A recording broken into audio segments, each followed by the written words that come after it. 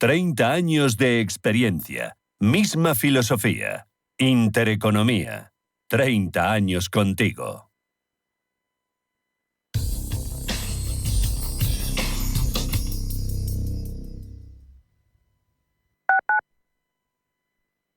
Estas llamadas son incidencias reales. No sé qué pasa, me está entrando agua por el techo. El calentador que no funciona. No hay luz y se me está descongelando todo. En estos momentos, ¿qué seguro de hogar elegirías? Mapfre, la aseguradora de más confianza en España. Ahora, con la facilidad de pagar mes a mes. La microeconomía estudia el comportamiento de los consumidores y de las empresas, pone el foco sobre la oferta, la demanda, los precios y los costes. Analiza la asignación de recursos por parte de individuos y empresas, buscando para los primeros la utilidad y para las segundas los beneficios. En cuanto a la macroeconomía, el término está asociado al economista británico John Maynard Keynes, considerado como uno de los más influyentes del siglo XX. En su libro La teoría general del empleo, el interés y el dinero, Keynes expresa que el ajuste de los mercados estudiado por la microeconomía no se daba a escala macro, con lo que los mercados no funcionaban y era necesaria una política macroeconómica para resolver problemas como el del paro. La macroeconomía, por tanto, es uno de los pilares de la economía que se dedica a medir, estudiar y observar la economía de un área geográfica en su totalidad. La estructura macro está compuesta por 5 mercados distintos de bienes y servicios, de títulos, de divisas, monetario y de trabajo. El principal objetivo de estudio de la macro son las variables económicas analizadas a través de procesos microeconómicos como la generación de la renta, el Producto Interior Bruto, la variación de los precios y el comercio exterior, el uso de recursos y la producción. Urbanitae es una nueva plataforma de inversión inmobiliaria que te permite invertir a lo grande con cantidades pequeñas. Uniendo a muchos inversores, logramos juntar el capital suficiente para aprovechar las mejores oportunidades del sector. Olvídate de complicaciones.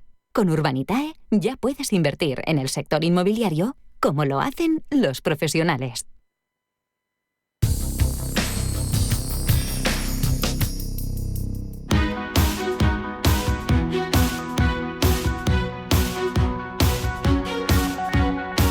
En Capital Intereconomía, el consultorio de bolsa.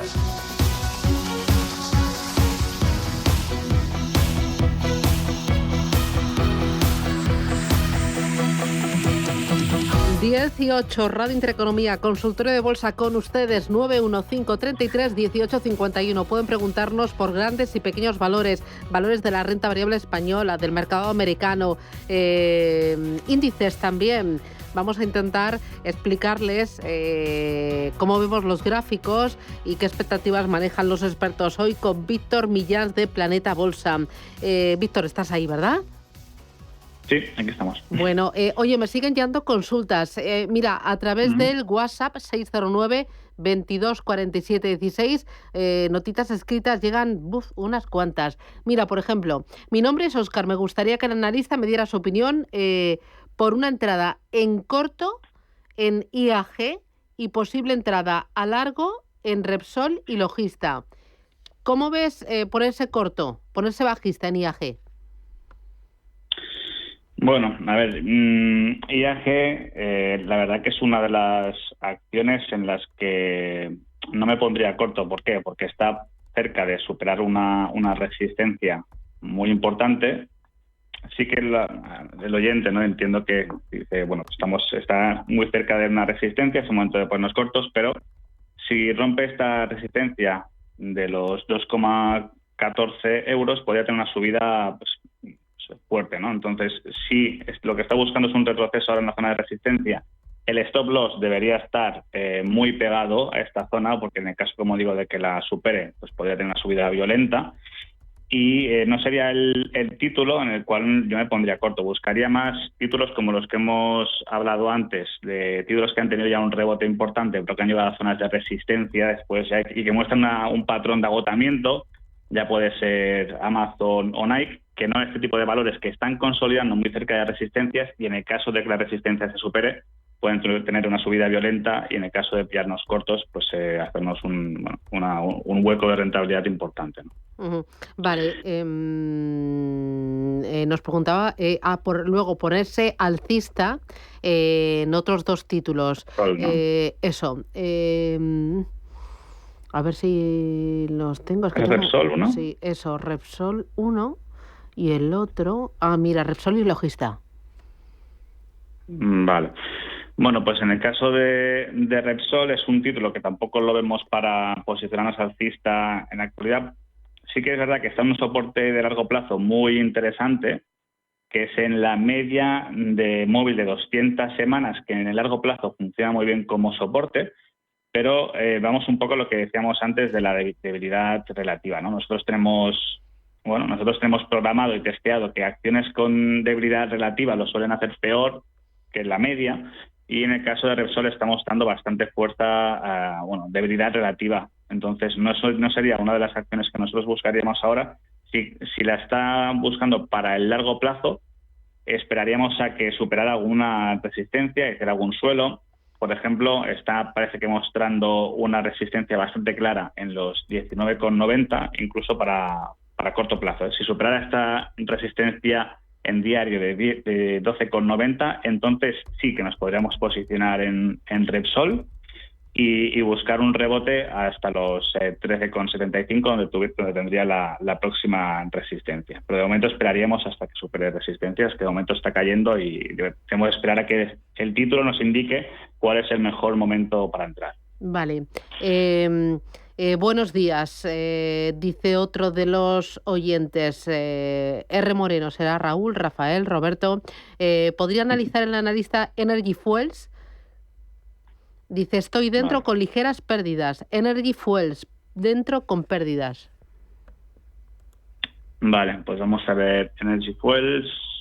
Sí, a ver, Energy Fuels tendríamos cuidado porque ha roto el soporte principal que tenía en los 4,7, y después de este rebote a esta zona de soporte, que una vez que se rompe un soporte se convierte en resistencia, está mostrando debilidad esta semana, ¿vale? Entonces sería un título en la que yo pues asumiría pérdidas y me iría a otro valor. Debilidad relativa, pérdida de soporte, rebote y muestra debilidad ahora una vez llegada a esa resistencia.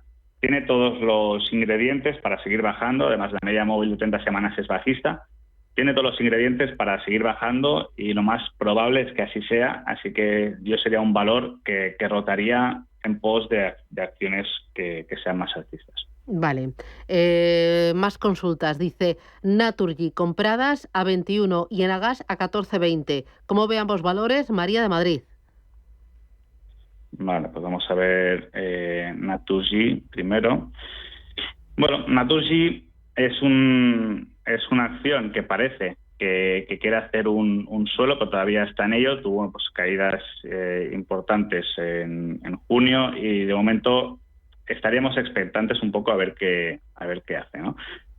Después de las caídas que se produjeron el 11 de junio, sí que es verdad que ha tenido una buena recuperación, pero hasta que no supere resistencias no nos precipitaríamos. Esa resistencia es muy clara y que está pues justo antes de la caída que se produjo en los 24,63.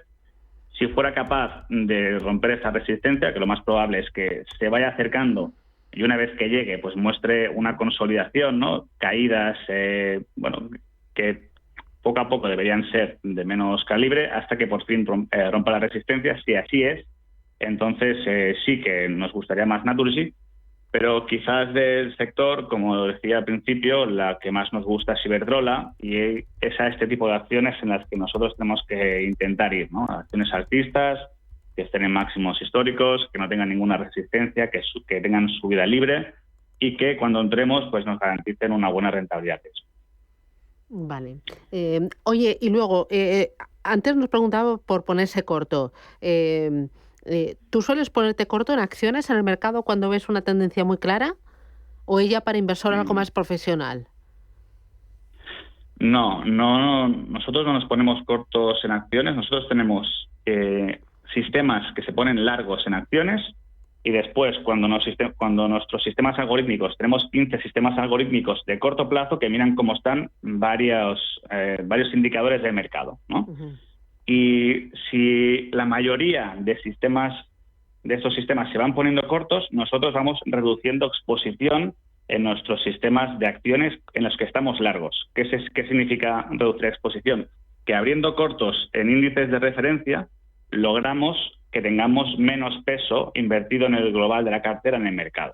Nosotros utilizamos únicamente los cortos en índices para reducir la exposición al 80%, 70%, 50%, o si el mercado entra en un mercado bajista, entonces sí que podríamos llegar a estar netamente cortos. Pero utilizamos los cortos en índices más como protección que no para intentar sacar rendimiento positivo. Vale. Pregunta otro de los oyentes, José Ramón. ¿Entrar en Caixa, cómo lo ve? Vale, vamos a ver, Caixa. Los bancos este año lo están haciendo muy bien, ¿no? Sí, no sé verdad que... Si ahora que van a bajar tipos de interés, habría que empezar a ir descargando. Sí, es un poco lo que comentamos al principio, que los bancos en las subidas se ven cada un poco más rezagados y que están perdiendo un poco de fortaleza, ¿no? Pero sí, quizás sí que sería el momento ya de empezar a rotar, aunque todavía no nos han indicado pues que pasen a fase bajista, ni mucho menos, ¿eh? Por ejemplo, en CaixaBank, nuestros sistemas algorítmicos, por ejemplo, no lo tendrían, pero sí que hemos visto una buena recuperación, 4 semanas consecutivas subiendo, y está cerca ya de sus máximos anuales en los 5,61. Es un claro mantener. No muestra la fortaleza necesaria quizás para una entrada ni una ruptura de resistencia clara, pero CaixaBank es un claro mantener, y le daríamos, quizás si buscáramos un soporte de más corto plazo, sería en la media móvil de 30 semanas, en los 5,06, y que si quisiéramos ya darle un stop loss más holgado para seguir la tendencia en el medio y largo plazo, serían ya los mínimos que vimos en agosto, en estos 4,53. Pero sería un mantener, es un título que está todavía fuerte. Uh-huh. Vale, me queda poquito tiempo. 2 valores de la renta variable española. Vale, pues de la renta variable española no la sabemos tratar mucho porque tenemos sistemas algorítmicos que son más en Europa en su conjunto y en Estados Unidos, pero bueno, en Europa sí que vemos, por ejemplo, positivo Iberdrola, como hemos comentado anteriormente, que lo está haciendo muy bien. Y otro valor que podríamos ver es, por un caso, IAG si rompe la resistencia, y un valor que nos gusta mucho del sector REITs, el sector inmobiliario, que es Aedas Homes, que está rompiendo una resistencia muy interesante en los 23,86 y está subiendo ya en subida libre con un stop loss muy cerquita, que lo podríamos poner por debajo de los 23,20 euros. Muy bien, estupendo. Dentro de la bolsa americana, del Nasdaq, 3 valores. Pues del Nasdaq nos gusta mucho, como digo, si quieren ver los títulos, los puedes seguir en el canal público de Telegram donde los tenemos publicados, pero es un poco los mismos que he dicho antes. Por un lado estaría Manhattan Associates, que está rompiendo la resistencia en los 262,51, y otra pues para inversores un poco más agresivos, Juniper Networks, que después de un apoyo en los $34 están en máximos históricos y con muy buen aspecto técnico. Muy bien, pues lo dejo aquí. Víctor Millans, de Planeta Bolsa, un auténtico placer. Gracias por los consejos, el análisis y por el tiempo. Cuídate, feliz jueves. Muchas gracias. Adiós, buen día. chao. Adiós.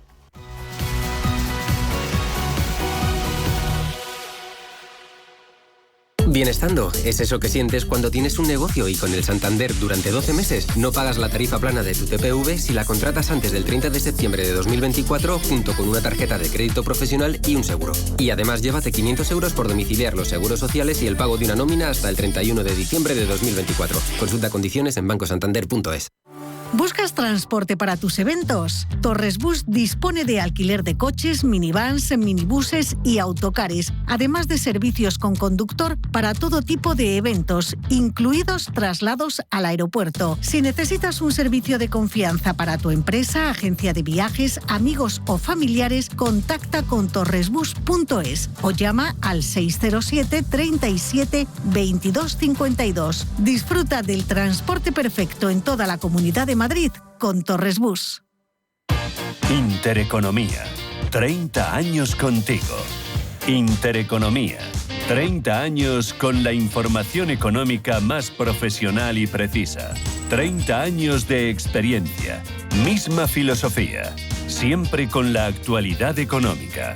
Intereconomía. 30 años de rigurosidad informativa. La radio de los negocios. Intereconomía. 30 años contigo.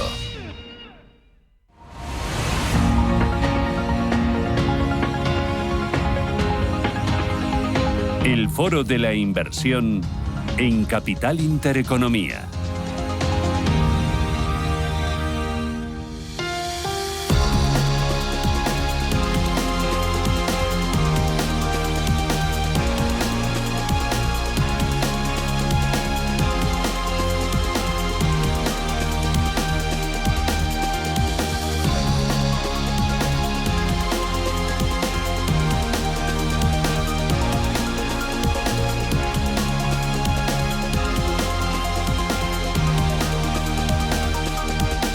En el Foro de la Inversión de este jueves vamos a hablar de renta fija y lo vamos a hacer con una gestora que es Ebly. Me acompaña Guillermo Cid. Guillermo, ¿qué tal? Muy buenos días. Buenos días. Que es Sales Director para Iberia de Selinca.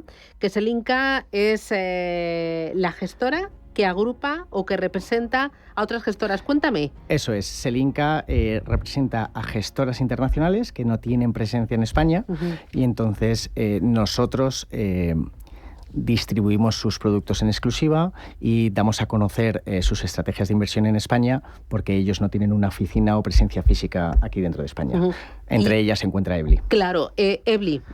Háblame de Ebly. El equipo, la procedencia, la historia, el patrimonio bajo gestión. ¿En qué es especialista? Pues Ebly es una gestora finlandesa de gestión de activos que celebra su 40 aniversario el año que viene y gestiona alrededor de 19.000 millones de euros. Desde que se creó, han proporcionado a sus inversores la experiencia necesaria en una región que, como sabes, tiene altas barreras de entrada. Ellos invierten en una zona con un conocimiento local, pero con una perspectiva europea.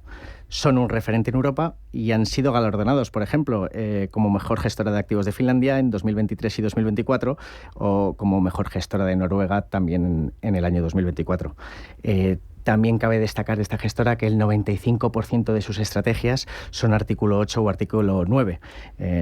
Y sus buques insignia, ¿no? sus productos más grandes, con más de 1.000 millones de euros, son estrategias de renta fija corporativa, de bajas duraciones, porque, como hablaremos probablemente, ya sabes que los países nórdicos, una de las características que tienen es que las emisiones son de bajas duraciones. Justo, te iba a preguntar, ¿qué características tienen los activos de los países nórdicos y especialmente la renta fija? ¿En qué se diferencia de otro tipo de activos de renta fija a nivel global? Pues bueno, la verdad es que los bonos nórdicos se caracterizan porque son bastante diferentes a los bonos europeos porque, por ejemplo, allí no hay índices pasivos, allí no hay índices, entonces esas fuertes barreras de entrada hacen que la gestión activa sea más importante que nunca.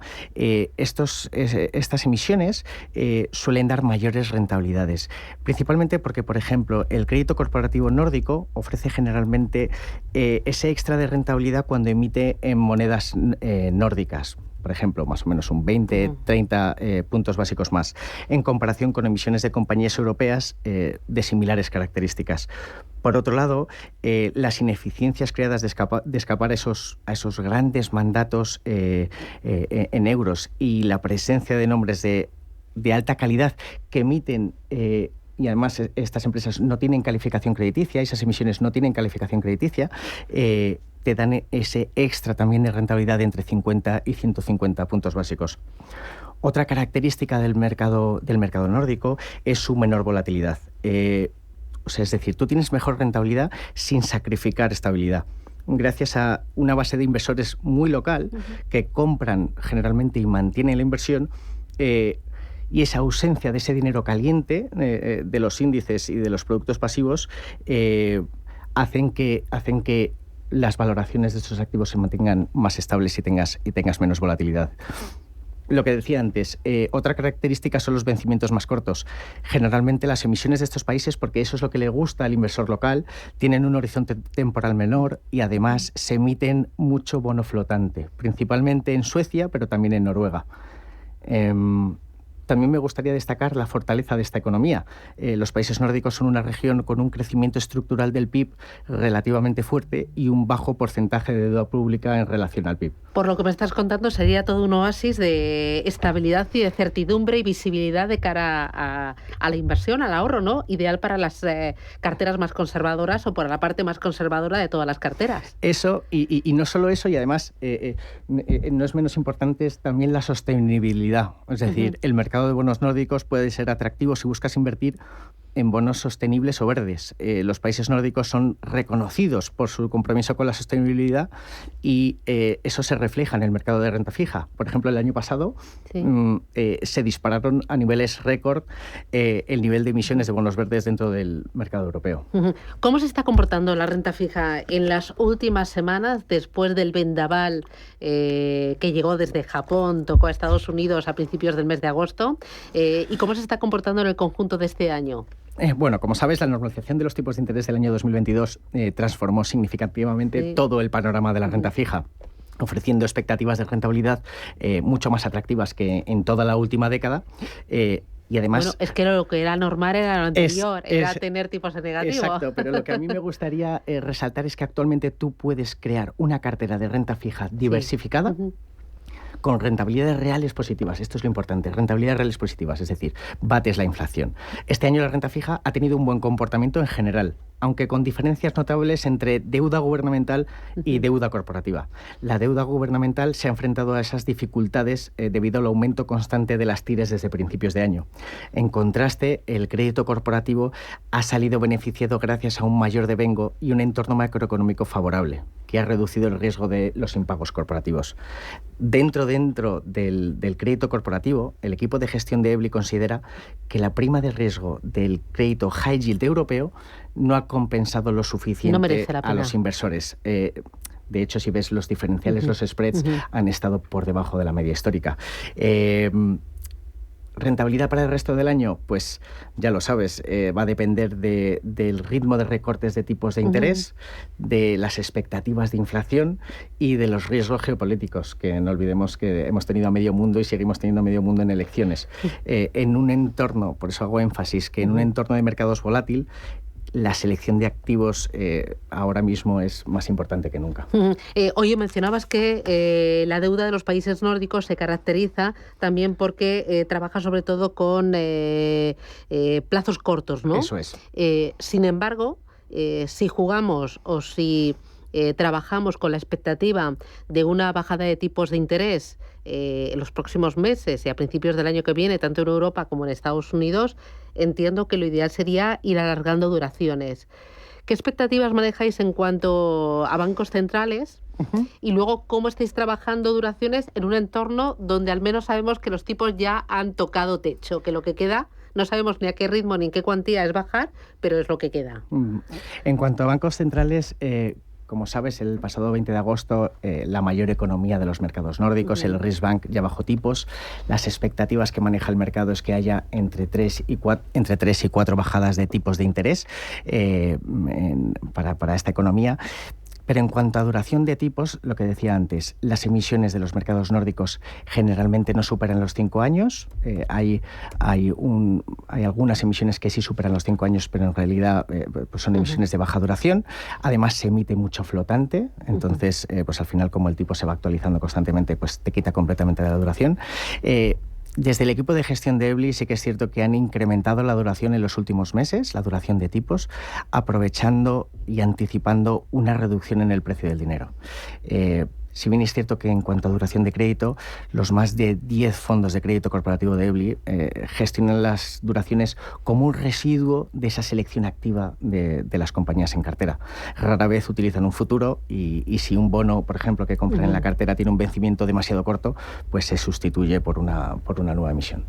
Has mencionado en un par de veces el tema de los flotantes. ¿Cómo funcionan los flotantes en una cartera? ¿Qué es lo que aportan una cartera de renta fija? Pues si ahora mismo si nosotros pensáramos en flotantes, lo que te sale a la cabeza, lo más intuitivo es que en un entorno de subidas de tipos de interés, cuando como el flotante se va actualizando el tipo constantemente, si suben los tipos de interés es positivo, ¿no? Porque te está reduciendo la duración. Intuitivamente, en un entorno como el que esperamos de bajadas de tipos de interés, los bonos flotantes intuitivamente dices, pues tengo menos duración, ¿no? Por lo cual no voy a coger todo ese devengo o todo ese rally que podría coger teniendo mayores duraciones. Pero no olvidemos las curvas invertidas. O sea, los bonos flotantes pueden ser una buena elección o una buena alternativa de diversificación si lo que como ves ahora mismo, la curva está invertida, entonces se está actualizando. Por otro lado, si yo hubiera venido aquí hace un año, las expectativas de recortes de tipos eran de 7, 8 veces. Bueno, es que ha cambiado todo, ha cambiado cada 4 semanas, cambian las expectativas y de forma brutal. Exacto, entonces al final en cartera es bueno tener una parte que te proteja por esta volatilidad del mercado y que te haga, pues eso, estos vaivenes del mercado te mantengan una estabilidad. Además, si tienes en cuenta que esas emisiones flotantes que tienen menos duración, pero como te pagan ese extra de rentabilidad, te están equiparando con duraciones más altas que en el resto de Europa, pues tienes un beneficio añadido. Bueno, entiendo que los gestores ahora están encantados porque por fin pueden trabajar con los activos de renta fija, ¿no? Por fin la renta fija da juego. Exacto, por fin la renta fija, no estamos hablando todos de... En el mejor de los casos te damos un 0,5 o un 0,20, entonces ya podemos dar, como decía antes, la importancia de podemos dar rentabilidades reales positivas con una cartera diversificada de renta fija. Y con un ajuste de la volatilidad, del riesgo total. Eso es, eso es. Oye, para terminar, dame 2, 3 ideas de inversión dentro de renta fija pensando en la recta final de este año. Pues... hemos vivido un mes de agosto bastante movidito, por así decirlo, ¿no? Pero las preocupaciones de principios de agosto se aliviaron gracias a los positivos datos en Estados Unidos. Las ventas minoristas superaron las expectativas y se redujeron las preocupaciones de recesión. De hecho, yo siempre digo cuánto le debemos al consumidor americano, ¿no? Porque al final, además, las solicitudes de desempleo han disminuido. La inflación continúa su tendencia a la baja y Powell hace unos días indicó de forma más o menos clara que un recorte de tipos es inminente en la reunión de septiembre, afirmando que ha llegado el momento de ajustar la política. Como he dicho antes, estamos en un entorno volátil. Prueba de ello este mes de agosto, con esta recuperación que estamos viviendo, recuperación en forma de V.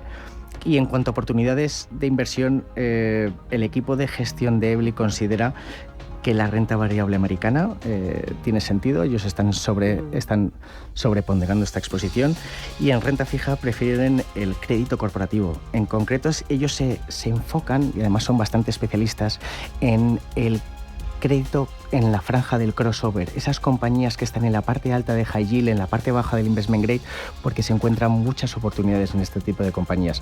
Además que... O sea, dentro del investment grade sería la parte más abajo, ¿no? Más abajo de investment grade y más arriba de high yield. En esa delgada línea de compañías están encontrando muchas ineficiencias en el mercado y es donde encuentran valor a un precio atractivo.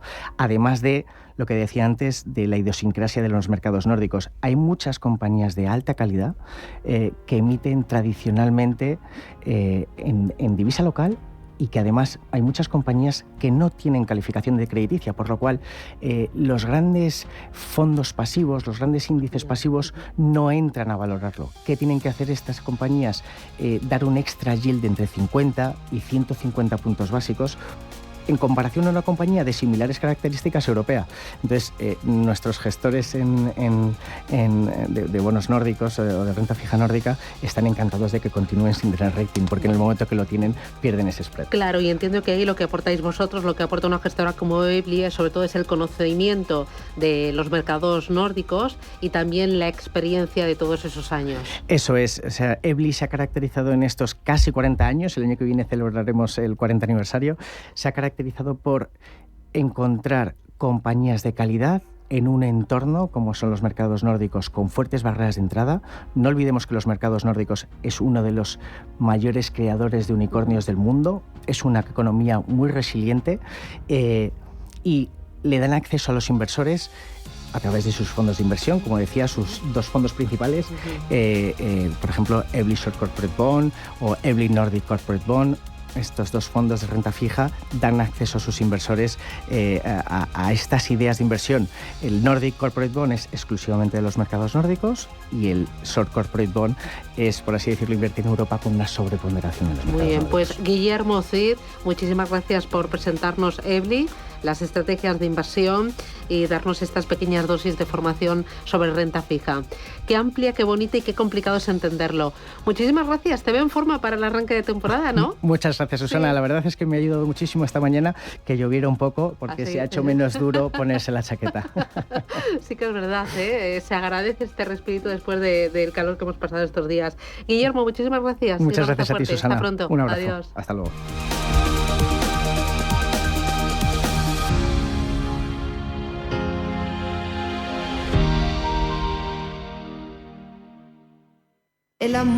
Cuando amas algo, lo quieres todo.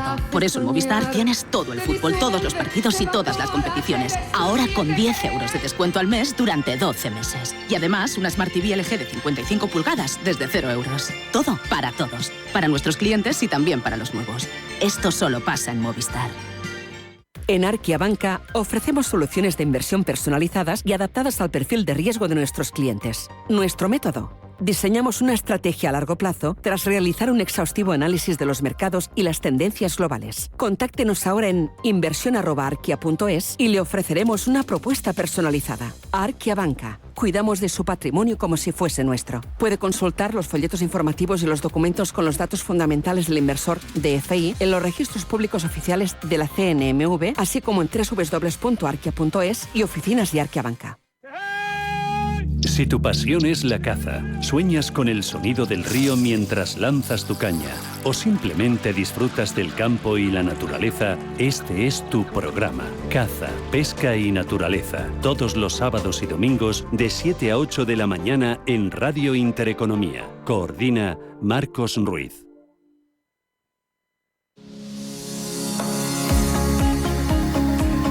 Consultorio de fondos.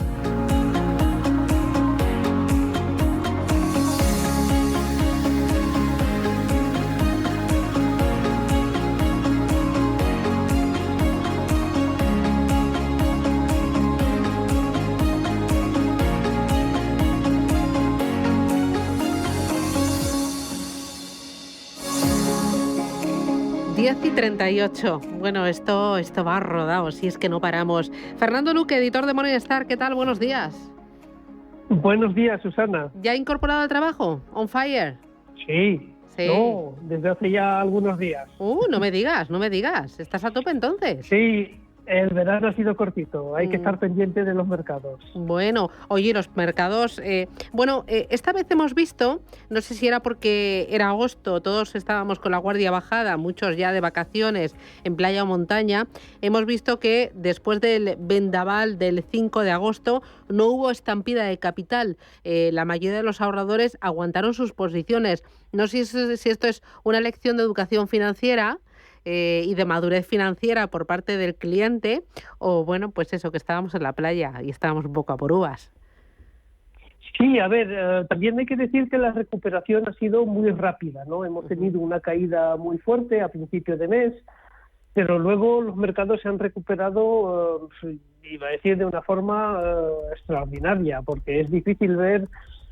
Yo creo recordar que incluso el S&P 500 o el Nasdaq tuvieron pues rentabilidades del 10% en 10 días, que es Quiero decir que la recuperación ha sido tan violenta que iba a decir que casi los inversores no se han dado cuenta, ¿no? Es verdad que pues una vez que han querido pues reaccionar, no voy a decir que era ya demasiado tarde, pero el movimiento tanto a la baja como al alza ha sido pues muy brusco, y eso yo creo que ha ayudado a que los inversores hayan mantenido posiciones, y evidentemente el hecho de que pues se haya producido en agosto, donde los inversores están un poquito menos pendientes de los mercados, pues también ha ayudado, y eso yo creo que pues les ha beneficiado bastante. Uh-huh. ¿Qué ha funcionado mejor desde el vendaval de agosto? A ver, en la recuperación es verdad que ha habido algo que yo creo que es importante mencionar, ¿no? Que el S&P 500 ha recuperado prácticamente toda la caída, ha vuelto a hacer máximo histórico, mientras que el Nasdaq se ha quedado ahí un poquito por debajo, no ha recuperado esos máximos de finales del mes de julio, de principio del mes de agosto, ¿no? Es un poquito raro porque generalmente cuando el mercado recupera, pues el Nasdaq lo hace con más fuerza que el S&P 500. Es verdad que, bueno, en el S&P 500 hay que también indicar que es un índice que se ha vuelto, digamos, un índice de crecimiento. Es algo que ha pasado un poco desapercibido. Yo creo que los inversores, de alguna forma, pues lo intuían, porque, claro, compañías como pues Microsoft, Alphabet, Nvidia, que son empresas de crecimiento, pues tienen un peso ya tan alto en el S&P 500 que el S&P 500 se ha vuelto, y es algo histórico, se ha vuelto pues un índice de crecimiento, que yo creo que nunca fue un índice de crecimiento, siempre ha estado, digamos, entre el value y el growth, pero ahora es un índice de crecimiento. Pero es verdad que es notable el hecho de que el Nasdaq no haya recuperado los máximos históricos. Entonces eso significa que evidentemente la tecnología ha recuperado, pero no ha recuperado todo lo que cayó durante pues esa descarga del mercado. En las últimas horas ha sido noticia Nvidia, porque ha presentado resultados, ingresos récord, beneficios récord, pero el crecimiento ha sido menos sostenido, menos importante del que se esperaba. ¿Cómo ves la tecnología pensando a futuro? A ver, nosotros la vemos cara, especialmente pues las tecnológicas americanas. ¿Por qué? Porque, y es un poco lo que ha pasado con Nvidia, el mercado espera muchísimo de estas compañías de tecnología, y en cuanto, no voy a decir que haya decepcionado al mercado, porque si miras los beneficios, los ingresos han estado incluso por encima de lo que esperaba el mercado, pero yo creo que el mercado incluso esperaba en su foro interior algo más de Nvidia. Y ese es el problema de la tecnología, es que las valoraciones son muy altas. Entonces nosotros desde hace ya pues bastantes meses estamos recomendando reducir posiciones en el sector tecnológico y iba a decir en general en los sectores de crecimiento, y mover las carteras hacia más sectores de tipo value, que yo creo que se han quedado retrasados en cuanto a valoraciones. Y ahí yo creo que hay más expectativas de revalorización que en el propio sector tecnológico o en los sectores growth. Y luego también estamos recomendando pues girar las carteras un poquito hacia las small caps, que también se han quedado muy retrasadas. Deberían recuperar ese gap de valoración siempre y cuando pues no tengamos un escenario de recesión, ¿no? Que yo creo que es la gran pregunta ahora mismo. Nosotros pensamos que no, que podríamos evitar la recesión, pero por eso estamos recomendando pues incrementar el peso en small caps, pero es verdad que si al final tenemos recesión, las small caps van a sufrir. Bueno, en realidad en recesión pues sufren toda la renta variable, incluso los sectores defensivos, porque muchas veces oigo, bueno, si hay recesión, pues habrá que invertir en sectores defensivos. Hay que recordar que en recesión cae todo, cae incluso los sectores defensivos, caen menos que los sectores de crecimiento, pero también se ven afectados. También he visto que se ha comportado muy bien todo el sector salud en Europa debido a la buena marcha del negocio y debido también al lanzamiento de nuevos medicamentos por muchas de estas farmacéuticas. Es un sector que combina características de un sector defensivo, porque al final, y anticíclico, porque pase lo que pase, si necesitamos medicamentos los vamos a seguir comprando, y al mismo tiempo mucha innovación porque necesita mucha tecnología para seguir presentando nuevos fármacos. ¿Cómo ves el sector salud? ¿Qué potencial le des y qué gestoras son buenas en él? Sí, a ver, yo veo un problema en el sector farmacéutico, en el sector salud. ¿Y cuál es el problema? Que las grandes compañías del sector, por ejemplo Novo Nordisk en Europa, Johnson & Johnson en Estados Unidos, pues también las consideramos como empresas caras. Bueno, Novo Nordisk hay que recordar que es un valor que es un valor de crecimiento, está ahí muy metido en el segmento de medicamentos contra la obesidad, que ha tenido pues un crecimiento espectacular, pero es una compañía que a nivel de valoración pues nosotros la vemos cara. Y claro, ¿qué es lo que pasa? Que en los fondos del sector salud vamos a encontrar un gran peso en esos dos valores. Entonces ahí es difícil, es una opción efectivamente sobre el papel, yo diría casi evidente, porque como tú comentabas, es un sector en principio defensivo, pero yo creo que ha perdido esa característica de defensivo por el hecho de que pues compañías como Novo Nordisk hayan subido, nosotros pensamos que en exceso, aunque sigue teniendo una posición dominante, especialmente en el tratamiento contra la obesidad, pero la cotización ha corrido mucho.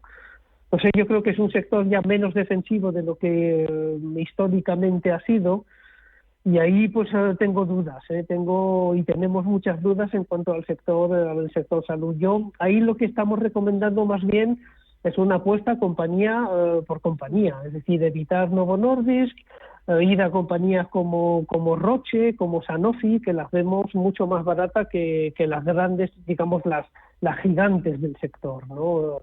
Porque es verdad que Roche y Novartis son compañías grandes, pero comparado con la capitalización de Novo Nordisk, que es la compañía más grande europea por capitalización, ahí habría que ir más a una apuesta por compañía más que una apuesta por fondo. ¿Por qué? Porque los fondos, lo quieran o no, pues invierten en las grandes compañías del sector. Digamos, probablemente en menor medida que los índices sectoriales, pero no se pueden permitir el lujo de no invertir en Novo Nordisk o en Johnson & Johnson. Muy bien. Voy con los oyentes. 609 22 47 16. Notita de voz. Buenos días. Para el consultorio de fondos. ¿Me podría decir algún fondo de renta fija a medio plazo para traspasar el Deutsche Floating Rate Notes, por favor? Si es un buen momento y un fondo que merezca la pena. Y en segundo lugar, si sería un buen momento para incrementar tecnología a través del Fidelity Global Technology. Muchas gracias. Muy bien. ¿Qué dices? Empiezo por la segunda, por la segunda, porque es más fácil. Yo diría que no hay que incrementar el peso de tecnología en cartera, aunque el mercado pueda tener ese último tirón al alza del que todo el mundo habla, que podría favorecer a la tecnología. Yo creo que a nivel de valoración estamos ya en unos niveles complicados. Entonces, para volver a la primera parte de la pregunta, sí, yo creo que hay que cambiar el fondo que tiene el DW Floating Rate Notes por fondos que tengan un poquito más de duración. ¿Por qué? Porque ya hemos entrado en la fase de rebajas de tipos de interés por parte de los bancos centrales, que van, yo creo, a afectar a toda la curva de tipos siempre y cuando las tasas de inflación pues sigan un poco ese movimiento, y es un poco lo que creemos. Creemos que la inflación tanto en Estados Unidos como en Europa van a seguir la tendencia bajista, y eso va a beneficiar pues básicamente a los fondos con más duración, ¿no? Entonces yo cambiaría, yo un fondo que me gusta mucho, por ejemplo, es el Pictet. Yo creo que aquí hay que ir a deuda pública, más que a deuda corporativa, porque si uno tiene una cartera diversificada, pues tendrá ya pues una parte expuesta a renta variable, y aquí lo que interesa en la parte de renta fija es proteger esa parte de renta variable. Entonces, esa parte de renta variable la vamos a proteger con deuda pública más que con deuda corporativa. ¿Por qué? Porque si vienen curvas importantes en los mercados, la renta variable va a caer, pero yo creo que la deuda corporativa va a sufrir más que la deuda pública. ¿Por qué? Porque hay un movimiento de lo que llamamos de huida hacia la calidad, y ahí se beneficia principalmente a la deuda pública. Entonces yo iría a fondos con un poquito más de duración, dependiendo un poco del nivel de riesgo que el inversor esté dispuesto a asumir. A mí me gustan todos los tramos de la curva, tanto el corto, el medio como el largo plazo. Yo creo que se puede ahí arañar algo de rentabilidad en cualquier tramo de la curva. Buenos fondos de deuda pública, he mencionado el de Pictet, que es más de medio-largo plazo, pero por ejemplo pues la gama de Vanguard de deuda pública, y ahí pues hay opción de tanto de corto como de medio como de largo, muy largo plazo, pues son buenas opciones. Muy bien. Pero sí, merece la pena asumir algo más de duración en la parte de renta fija. Mira, una consulta muy interesante. Dice, en una cartera de renta variable, ¿qué fondos deberían componerlo? Dice, un indexado del SP500, otro tecnológico, otro de salud, otro global, otro de emergentes. Dice, ¿cómo creo una cartera sólida de renta variable? A ver, hay la opción minimalista, que yo creo que es perfectamente válida, que es olvidarse de un poco del asset allocation en el sentido de preguntarse qué es mejor, Estados Unidos, Europa, qué sector es más importante, e ir directamente, por ejemplo, a un fondo indexado sobre el MSCI World. Esa es una primera opción, es la opción que llamamos minimalista. Luego hay una opción, digamos, más activa, que es intentar estar centrado en mercados que presentan, digamos, las mejores oportunidades. Y ahí, como comentaba que el sector tecnológico a nosotros nos parece pues un poco caro, pues evidentemente un índice como el MSCI World o el S&P 500 tiene mucho peso en tecnología. Entonces, ahí vemos más atractivo, por ejemplo, Europa que Estados Unidos. Y hoy mismo pues he colgado en la web 5 opciones de fondos de renta variable europea que yo creo que son perfectamente válidas para conformar, digamos, ese grueso de la cartera. Yo iría personalmente más al sector o al segmento value, y ahí, por ejemplo, tenemos un fondo como el Magallanes European Equity, que es muy bueno, que nos gusta mucho. Otro fondo con estilo value que estamos destacando es el Brandes European Value, que yo creo que también ahí puede perfectamente formar parte de ese grueso de la cartera. Y si uno lo quiere completar o complementar con otro tipo de fondos, bueno, pues ahí también yo diría renta variable americana, pero más estilo value que el tradicional S&P 500 que, repito, tiene pues un fuerte peso en tecnología. Vale, me pregunta otro de los oyentes por el Kaldemorgen. ¿Me puede dar su opinión? Primero, cuéntanos sí, en qué invierte este fondo de inversión, ¿qué es? A ver, es un fondo que inicialmente tuvimos categorizado como fondo de gestión alternativa, que es verdad que pues el gestor ahí, pues por ejemplo, suele tener una parte de exposición al oro. Era un fondo, digamos, que luego hemos reconvertido o recategorizado dentro de la categoría de mixtos flexibles, porque es verdad que juega mucho con renta fija, renta variable, es un fondo defensivo. A mí y a nosotros, al equipo de analistas, nos gusta mucho el Kaldemorgen. Yo creo que es un buen fondo para mantener, yo diría que en cualquier tipo de cartera, ¿no? A mí me gustaba el enfoque este de gestión alternativa o de rentabilidad absoluta que tiene el gestor. Es verdad que Kaldemorgen yo creo que se va a jubilar o está a punto de jubilarse, pero bueno, el equipo que hay detrás del fondo yo creo que es muy bueno y es un fondo que hay que mantener en cartera. incluso que se puede comprar, y repito, para cualquier tipo de cartera, ¿no? Para la parte defensiva de la cartera es un fondo excelente. Oye, me has mencionado antes un fondo de Magallanes. ¿Cómo escoger bien una gestora española independiente? ¿O en qué es especialista cada una? Claro, es verdad que en España las independientes tienen un sesgo value, pues Magallanes, Cobas, incluso AZ Valor, aunque AZ Valor es verdad que bueno, pues tiene un perfil distinto pues incluso de Bestinver. Yo creo que cualquier gestora independiente en España es una buena gestora. Es verdad que hay claramente un sesgo value para todas ellas, y honestamente yo creo que es difícil decir si Magallanes es mejor que Bestinver, o si es mejor que AZ Valor, o si es mejor que Cobas. Yo creo que estas 5 que he mencionado, aunque hay otras más, son cada una de ellas buenas gestoras, y iba a decir que muy buenas gestoras. Pero es difícil establecer un ranking entre ellas. Es difícil decir si es mejor el Magallanes que pues el Bestinver. Yo creo que ahí hay que mirar fondo por fondo, porque cada fondo pues tendrá pues su particularidad, ¿no? Por ejemplo, nosotros he mencionado el caso de Magallanes porque nos gusta mucho para la renta variable europea. Si uno